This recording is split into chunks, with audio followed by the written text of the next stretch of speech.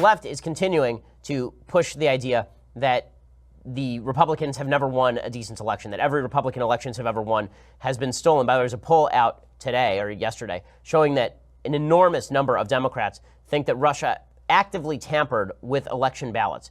And according to an Economist YouGov poll, the poll was done a couple of weeks ago, 67% of Democrats believe it is definitely true or probably true that Russia tampered with vote tallies in order to get Donald Trump elected. 2/3 of Democrats believe that the Russians actively hacked the election, tampered with vote tallies.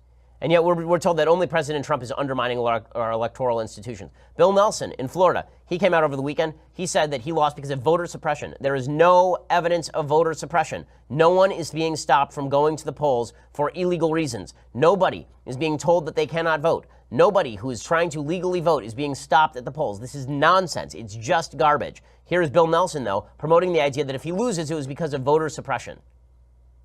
We must end all forms of voter suppression, make it easier for Americans to vote, and honor the ideal that we are governed by the majority and not the minority rule. This is just lying garbage, and it's not just Bill Nelson, it's Stacey Abrams as well. She conceded that she lost the election the other night, but she said that she didn't legitimately lose the election. It was stolen from her, even though she lost by, at last check, 53,000 votes, something like that. Here, in any case, is Stacey Abrams. Is he the legitimate governor-elect of Georgia? He is the person who won an adequate number of votes but that's to become the governor of with all due respect, and I respect where you're coming from, and I respect the issues that you're raising. You're not answering the question. Do you think it was? You're not using the word legitimate. Is he the legitimate governor-elect of Georgia? He is the legal governor of Georgia.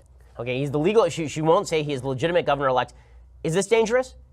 Can we acknowledge that this is dangerous stuff, that it undermines electoral integrity when Democrats do this kind of stuff? I'm going to show you in 1 second how much of a lie this is, that Brian Kemp in Georgia stole the election. Again, the idea in Florida that Republicans stole the election is absurd. Broward County Deputy Brenda Snipes, the election official over there, she actually resigned over the weekend because she's so incompetent. She's a Democrat. I'm going to explain a little bit more about what's going on with these elections. Plus,